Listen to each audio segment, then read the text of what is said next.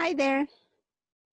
Today's lesson is really important because we're going to wrap up units 15 and 16.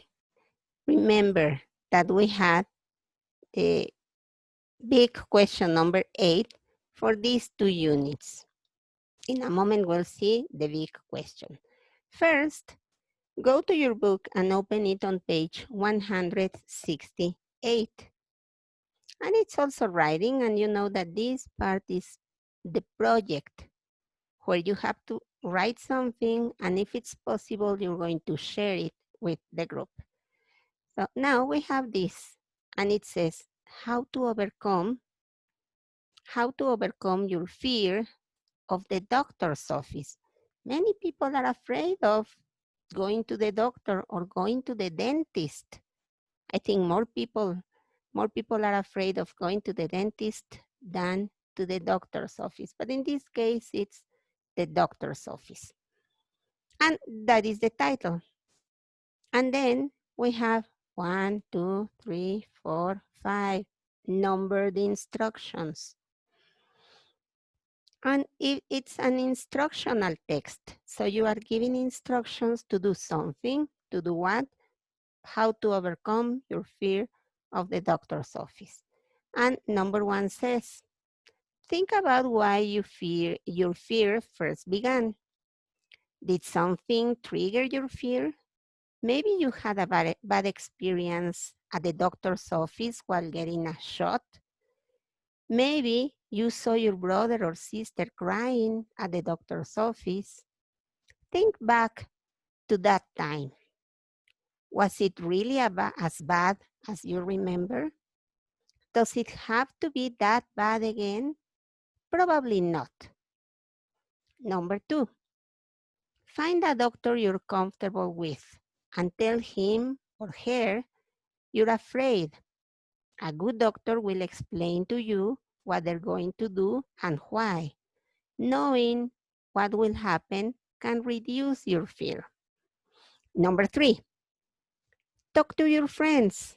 Often, you'll find that other people have the same fears as you do. It's good to talk over your problems because it makes them seem less of a threat and less scary. Friends can give you good advice. Good advice too. Ask your friends how they overcame their fears. We can learn from other people's experience. Practice managing your fear. Imagine yourself waiting in the doctor's office. Imagine the receptionist calling your name. Picture yourself talking calmly to the doctor instead of apprehensively. When you visualize a situation, you can be more prepared to deal with it. Remember, the doctor's job is to make you feel better, not worse. Think about all the people your doctor sees every day. They all survive the experience. So put a big smile on your face and tell yourself it's a good thing you're going to the doctor's office. Now we have an exercise. And it says, answer the questions.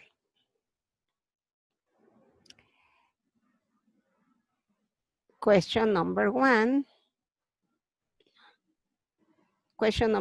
says, what does the title tell you about this instructional text? Well, the title tells me what the guide is about.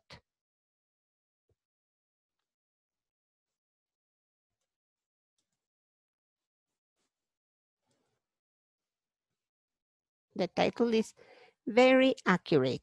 It tells me how to overcome a fear. Number 2, how does the writer organize the instructions? Think. It's easy. The author or the writer organizes with numbers. He numbers the instructions. And it's easy to organize something by numbering it. Number 3, who is the writer addressing? Who is he talking to? He is talking to the reader. And the readers are you and me. And how do we know that he's addressing, okay, he's addressing the reader, not because I said he's talking to, but he's addressing the reader by using imperatives. I'm going to go back to see the imperatives by using imperatives and the words you, that it refers to the people or the person who is reading, you and you and your.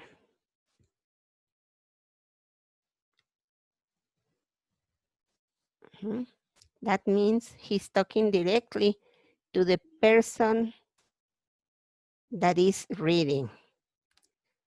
What kind of information does the writer include?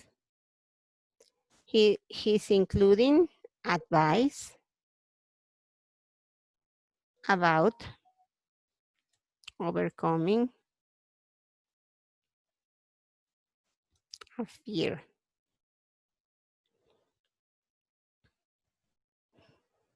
There you go. Okay, I said I was going to go back to the text to check at all the imperatives that the author is using. Just a moment. Yes. Okay, here. Yes. I need to annotate something. Okay. Look. Number 1 starts with think. Remember that in imperatives it's like you think about. But we don't use, like when the teacher tells you, open the book, close your book, put that away. We always start with the verb, and that's an imperative. It's an instruction, a direction, or an order or a command. So the number 1 starts with an imperative. Number 2 also starts with an imperative. Talk to your friends, an imperative. Practice managing, an imperative. And remember, all the instructions start with an imperative and is talking to you, the person who is reading. And that's a good way to do this, because in that way you feel all that they are giving the instructions directly to you. Okay, let's go to the next page. I'm sorry. Next page. Exercise C or part C. Learn writing an instructional text. That means now you are going to write a text. Start, okay, and they are also using imperatives because they are giving you, okay, the author is giving you also instructions.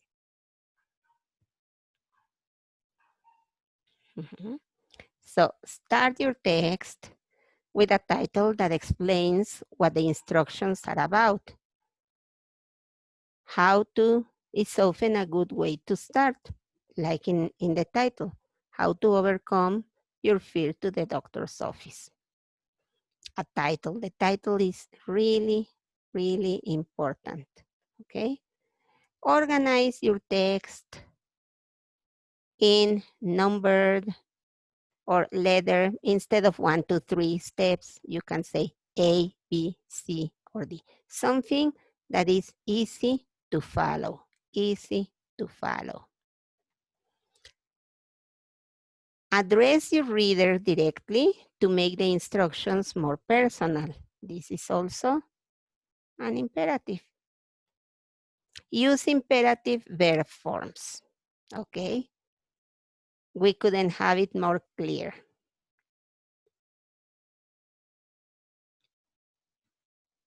Use imperatives. Now it says, now go to the workbook to plan and write your own instructional text. Let's go to the workbook. I need to save and close this one. And now open the workbook.